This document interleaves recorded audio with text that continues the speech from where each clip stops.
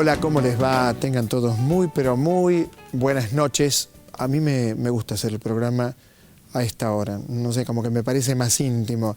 Incluso con esta luz. Pueden tener una luz blanca, muy fuerte. Esta luz le da otro clima. Y les cuento porque los invitados de hoy son absolutamente imperdibles. Carlos Fuentes. ¿Usted recuerda Gringo Viejo? Es un gran escritor. Cambio de piel. La gran novela latinoamericana, Último ensayo largo de Carlos Fuentes, donde habla de Vargas Llosa, pero también habla, y me sorprendió, de muchos argentinos, de Matilde Sánchez, de César Aira, muchos argentinos, de Martín Caparrós, y también vamos a hablar de Carolina Grau, la última novela de Fuentes, y ahí la pregunta es una y central: ¿quién es Carolina Grau? ¿Es Eva, la Eva de Adán? ¿Es una mesera? ¿Quién es Carolina Grau? Es una pregunta que le vamos a hacer a Carlos Fuentes, porque son relatos, pero también es una novela. Son relatos donde aparecen 6 de ellos, aparece Carolina Grau. De ahí la pregunta de quién es Carolina Grau. Le dije Carlos Fuentes, uno de los escritores más importantes de la lengua castellana. Vamos a un francés que también está en el refugio, Daniel Pénac. ¿Se acuerda de Como una novela? Él allí tiene un decálogo extraordinario donde reivindica el papel de la lectura a partir de la pasión. Es más, la compara con el amor. Vio que uno se enamora y se enamoró. Y sí, ¿por qué me enamoré? Y vaya a saber, pero se enamoró. Bueno, él habla de la lectura en esa dirección. Otro libro de Daniel Pénac, A la cámara, así mostramos libros. Nadie muestra libros en televisión. Nosotros nos vamos a cansar de mostrar libros, porque es distinto el refugio, ¿no es cierto? Mal de escuela, Daniel Pénac, otro libro más que mostramos en la televisión pública. ¿Quién más está en el refugio? Beto Brandoni. Beto Brandoni en una obra, Conversaciones con mamá, donde Pepe Soriano hace de mamá, hace una mujer. ¿Y cómo lo hace? Realmente, qué duelo actoral que hay allí en escena.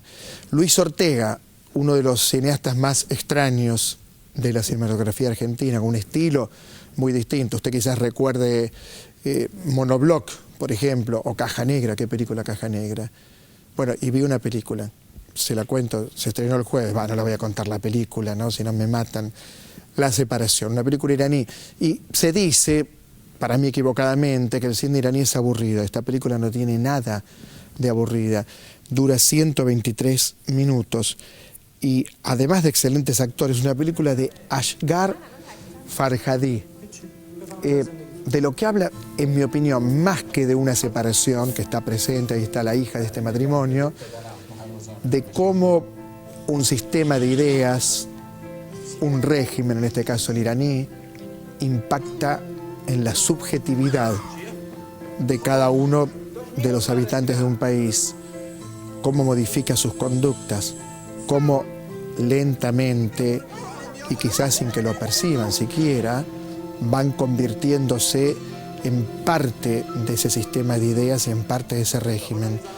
Una película de enorme intensidad, una película que por momentos nos conmueve, pero que sobre todo nos permite ver la complejidad, la enorme complejidad de estos personajes entrañables.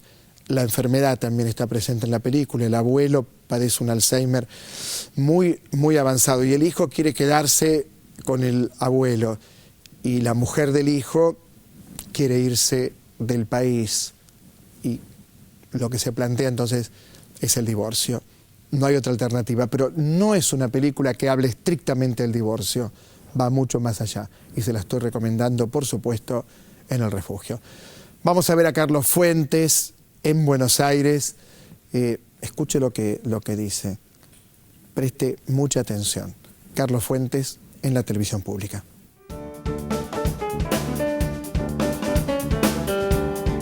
Es un gusto que esté en el refugio, la verdad. Muchas gracias. Con usted siempre, sí. Muchas gracias por estar aquí. Y tengo 2 libros suyos, últimos, obvio. Sí. Carolina Grau.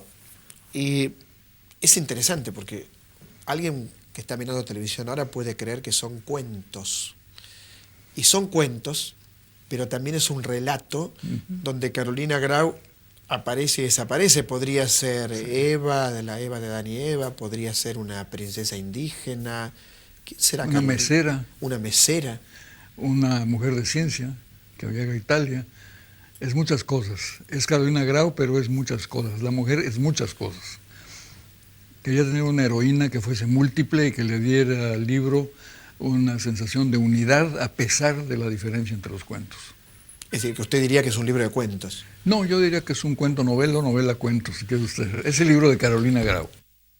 Hay personajes en Camila Grau que me impresionan. Por ejemplo, el segundo relato es Brillante. Y para mí Brillante es un personaje que queda atrapado casi en el incesto, le diría. ¿Cómo lo ve usted? Posiblemente que quizás se convierta en su padre. Claro. Posiblemente no estoy revelando secretos, no debería, No. Pero quizás la madre lo convierta en el padre. No sé. En cada cuento hay un misterio. Y en Brillante ese es el misterio. ¿Qué pasa con ese niño? ¿Cuál es el destino? ¿En qué se convierte el niño? ¿En qué nos convertimos todos cuando crecemos, no? Cuánta imaginación que hay en el texto. Uno diría que incluso entre Camila Grau y el ensayo sobre la gran novela latinoamericana hay un puente que tiene que ver con la imaginación. Sin imaginación pues no hay literatura, no hay libro de teléfonos, pero no literatura. Y esto se ve también en el análisis que usted hace en la gran novela latinoamericana, otro libro de reciente aparición aquí en la Argentina. Me sorprende la cantidad de argentinos que hay en la gran novela latinoamericana, incluso muy contemporáneos, como César Aira, Silvi Paraguirre, Luisa Valenzuela, bueno, ni hablar de Cortázar y Borges, que son clásicos. Matilde Sánchez está en su texto. Se ha leído muchos argentinos y muy contemporáneos, además. Bueno, es la literatura más rica de América Latina. Yo considero que la literatura de la lengua española es una sola. Todos contribuimos. Pero el país, si lo separamos, el país que más escritores buenos y más buenos ha dado es Argentina, sin duda alguna. Ayer mencioné en la conferencia a varios, incluso gente muy joven, y es impresionante la continuidad, porque hay momentos de ruptura en otros países de América Latina. En Argentina no, hay una continuidad enorme desde el siglo XIX al XX y al XXI. ¿Esto no ocurre en otros países? No. En el propio México la literatura del siglo XIX no es interesante. Hace falta que llegue la Revolución Mexicana y hay novelistas de la Revolución, y luego hay otra época muerta hasta que aparecen Yáñez y Rulfo. De verdad que hay espacios muertos. Aquí no hay una continuidad absoluta. Es muy impresionante la cultura literaria de la Argentina, quizá para compensar fallas políticas, yo no sé. Me impresiona que en la gran novela latinoamericana empiece con los cronistas de India, por ejemplo, Bernal Díaz. Son los primeros, porque tenían que contar historias fabulosas. Colón veía sirenas, todos veían tortugas más grandes que una casa, tiburones con 2 atributos sexuales, veían cosas maravillosas que no existían, pero que el público europeo les exigía para decir, es el nuevo mundo, qué maravilla, ¿no? Han visto cosas que no existen aquí, no eran ciertas, eran invenciones, igual que García Márquez, inventaban lo que querían. ¿Vio sirenas Colón? Me impresionó eso que dijo. Sí, él cuenta que él vio ve sirenas. dice que es fea la sirena. Se vio una sirena y que no era agraciada. Probablemente esa mirada que atraviesa la gran novela latinoamericana tenga que ver desde el principio con esto que se llama lo real maravilloso, el realismo mágico. Me parece que una de estas ideas está presente en su libro. Está en la fundación. Los cronistas de Indias son los fundadores del realismo mágico. Están viendo cosas que ellos quieren ver para darle a un público que espera de ellos eso. Luego viene la gran épica de Bernal Díaz del Castillo, pero el propio Bernal llega a México, Tenochtitlan, y dice, esto parece salido de Amadís de Gaula. Luego ya se convierte en una épica de la admiración y el desencanto, que le da un sello a la literatura nuestra. Admirar y tener que destruir lo que se admira. En su libro aparece un capítulo dedicado a uno de los grandes, que es Onete, con una anécdota muy simpática y muy peligrosa también, ¿no es cierto? Porque usted cuenta que estaba en la casa de Onetti y después caminaron 1,5 cuadras a la casa del amante de Onetti. Así era. Yo digo, ¿será verdad lo que cuenta Carlos Fuentes? Él en pijama siempre, ¿no? ¿Por qué no se movía la cama? No, ya al final no se movía. En esa época que yo lo conocí, iba de casa de la mujer a casa del amante, pero siempre en pijama y bata. Y con un whisky en la mano. Una prosa notable, ¿no es cierto? Extraordinaria, única, no se parece a nadie. De ese momento donde está García Márquez, Vargas Llosa, usted, Onetti es distinto, me parece, Sí, y Borges también. Es anterior también, era más viejo que nosotros, ¿no? Pero único, no se parece a nadie, Onetti, trato de buscarle parecidos y no los encuentro. Es muy original, muy original. Esos personajes se creaba que eran uno, que eran dos, que eran tres, que asumían novelas distintas, siendo el mismo personaje, una gran originalidad narrativa. Bueno, usted también es un escritor muy importante, con una originalidad, con una creación de lenguaje propia, bueno, que eso es lo que define a un buen escritor. Yo creo que es la preocupación sobre la identidad, formas de la identidad, porque en México eso se plantea de una manera muy clara, ¿qué somos? ¿De dónde venimos? Es un país mestizo, es un país con una gran cultura anterior a la conquista por Hernán Cortés, es una cultura en parte destruida por la conquista española, pero descendemos de la conquista española, somos mestizos y tenemos conflictos de este tipo, que yo creo deberíamos rebasar. Los conflictos de identidad hay que rebasarlos para llegar a conflictos de diversidad. ¿Por qué somos distintos? Es más interesante que saber por qué somos idénticos. Ya sabemos cómo somos, ¿por qué no vamos a saber lo que no somos o lo que somos distintos de otros? Los argentinos tienen un tema también con la identidad. Usted sabe que Humberto Eco, le preguntan a Humberto Eco si él sabía qué era ser argentino, y Humberto Eco responde, ser argentino es alguien que se pregunta qué es ser argentino. Bueno, yo creo que también eso lo hizo un mexicano, lo hizo un peruano, lo hizo un colombiano. Pero ¿qué estamos saliendo de eso? Ya tenemos una idea de la identidad. Lo que no sabemos todavía es respetar la diversidad religiosa, sexual, moral, política. Es lo que nos cuesta mucho todavía. En la Argentina se ha avanzado mucho en derechos civiles. Pensemos que hay casamiento homosexual, que hay ley antidiscriminatorias. En fin, ¿cómo ve la Argentina en estos días? No, yo no opino sobre el país en el que estoy de huésped, lo respeto mucho. ¿Y cómo ve entonces en líneas generales América Latina? Siento que es un buen momento porque pienso que hay muchos países donde apenas 20 o 30 años antes se hubiera recurrido a las armas para llegar al gobierno.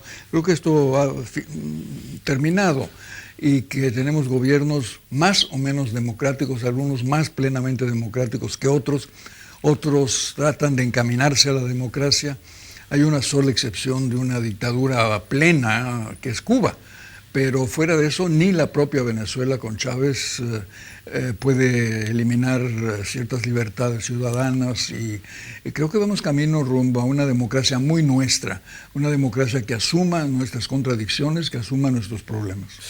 He leído que usted está a favor, y a mí me parece muy bien, a mí, que no importa mi opinión, está a favor de la despenalización de la droga. Absolutamente, sí, formo parte del grupo que presiden Ernesto Zedillo, César Gaviria y Fernando Enrique Cardoso, en que hemos constatado que la política antidrogas ha fracasado. No se ha logrado erradicar el consumo y distribución de la droga, y en cambio lo que quisiéramos ver es una política de despenalización o legitimación paulatina, no de un golpe, pero sí buscar otros caminos que no sean simplemente la criminalización de la droga, que no ha llevado más que a más droga y a una situación muy confusa entre México y los Estados Unidos. México proporciona droga a los Estados Unidos, pero una vez que cruza la frontera, ¿qué pasa con la droga? Misterio. ¿Quién consume, quién distribuye? No se sabe. Y ahí hay un problema grave para la relación entre México y Estados Unidos, que somos vecinos. Por otra parte, una despenalización de la droga perjudicaría a quien hay que perjudicar, que sería al narcotraficante. Claro. Y además hay que separar las penas de la salud. Hay gentes que merecen estar en un hospital, no en una cárcel. Es decir, que se necesita una nueva política en dos sentidos. Yo sé, porque lo he entrevistado otras veces, que todos los años lee Don Quijote de la Mancha. La pregunta sería, ¿qué dice en el siglo XXI este personaje que sigue andando por la llanura con su caballo gastado, ¿no? Bastante agotado el caballo de Don Quijote? ¿Qué dice? Sigue andando porque es un acto de la imaginación, porque es un llamado a la imaginación y a la creación. independientemente de los detalles de época, que son finalmente secundarios. Yo lo leo cada año porque cada año descubro que lo leo por primera vez. Imagínense, digo, bueno, no me he dado cuenta que El Caballero del Verde Gabán, que esta parte morisca que es muy interesante, en fin, que hay tantos detalles del Quijote que merecen releerse siempre. Uno tiene la sensación de que todo lo que se experimentó en la novela en el siglo XX ya estaba en el Quijote. Sí, es la mamá o papá de todos los libros. El Quijote es la primera novela. Y es la primera novela con la inclusión de todos los géneros. No los separa, los reúne. Allá hay novela épica, novela de caballería, novela picaresca, novela morisca, novela de la novela, novela sobre la novela, y el propio libro se convierte en una novela, y el propio personaje Don Quijote, el lector, se convierte en personaje activo de la novela. Es una novela infinita, no tiene fin. ¿Quién la escribió? Se encontró en un basurero, se llama Berengeli, un tal Cervantes, un tal Saavedra, nadie sabe. Es una novela plena de misterios que no se resuelven. Leí que habló elogiosamente de una novela que a mí me tuvo mucho tiempo sumido en sus páginas, que es Libertad. De Franzen. Claro, de Franzen. Y ¿usted piensa que esa es la novela del siglo XXI? No pienso que es la novela de Franzen. De Franzen, pero habló de que tenía que ver con eso. Pero mire, la novela americana había decidido cerrar caminos, eliminar todo lo que no fuese argumento y personaje. Y Franzen dice, no, ¿por qué no hablar de política? ¿Por qué no hablar de deportes? ¿Por qué no hablar de cacería? Pero todos los temas que va metiendo en Libertad, que le van dando una respiración, una amplitud muy grande a la novela, y que no son ajenas a la novela, pero la engrandecen. Y acaba con la novela minúscula, la novela como avergonzada de ser novela, y vuelve a las raíces quijotescas, porque Cervantes incluye todo lo que se le da la gana. Una novela dentro de la novela, una novela morisca, todo está ahí, igual en Francia. ¿Hay que despedirse del libro? No, yo creo que no, yo creo que las propias formas modernas de lectura son formas de lectura. Los medios modernos permiten, por ejemplo, que autores que de otra manera jamás hubieran sido publicados, se publican a sí mismos y se pueden leer. O autores que habían sido olvidados, ya no se conseguían los libros, se vuelven a conseguir. Hay muchas ventajas y el libro persiste, porque el libro ha sobrevivido a todas las tormentas desde que se inventó el periodismo y se dijo, esta es la muerte del libro. El libro iba a ser asesinado por el periodismo, por la radio, por el cine, por la televisión, por los medios modernos, y no, ahí sigue, porque el libro es una expresión minoritaria finalmente. No hay mucha gente que lea libros. Comparado con... Yo veo un concierto, veía anoche un concierto de Pavarotti, qué barbaridad. Ahí debe haber 10,000, 11,000, 20,000, 100,000 gentes. No hay tantos lectores para una novela, salvo los casos excepcionales de Don Quijote o 100 años de soledad. En realidad, una novela tiene un promedio de 10,000 lectores, no es nada. Como mucho. Como mucho. En la Argentina como mucho. Bueno. Que con esa tirada ya se hace una fiesta. Sí, ¿verdad? Carlos, si terminamos aquí, claro, en la Feria del Libro, sala llena, gente afuera. ¿Hay un romance de los porteños o de los argentinos con usted, con su obra? ¿Usted se da cuenta del aprecio que le tenemos aquí? ¿Lo percibe? Yo creo que los argentinos se dan cuenta del aprecio en que yo los tengo. Yo viví un año maravilloso de mi vida en Buenos Aires, entre los 15 y los 16 años me hice hombre aquí, me hice hincha de Aníbal Troilo. ¿Y de qué equipo de fútbol? ¿Qué? ¿De qué equipo de fútbol? No, el fútbol no me interesaba, eso es lo único. Pero seguía mucho a Goyeneche y a al Troilo. polaco, al gran polaco. Veía mucho a Delia Garcés, Mecha Ortiz, iba mucho a Libera, Ateneo, leía Borges, de manera que adquirí una cultura argentina y un gran amor, porque no fui a la escuela ese año, mi padre me dejó libre, y yo caminaba por las calles de Buenos Aires, iba a los bares, iba a la noche a la Boca, qué sé yo, la pasé a todo dar, como decimos en México.